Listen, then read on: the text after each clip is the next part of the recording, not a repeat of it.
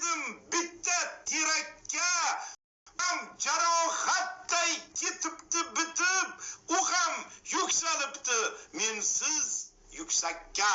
Bu men o'qigan she'r. Endi shu she'rni Abdulla Oripovni muborak ovozi bilan eshitsak ne tong.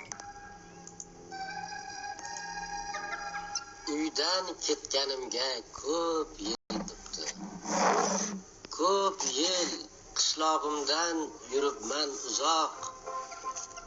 Men yurgan yo'llarda o'tlar unibdi, ko'milib bo'libdi men kezgan so'qmoq.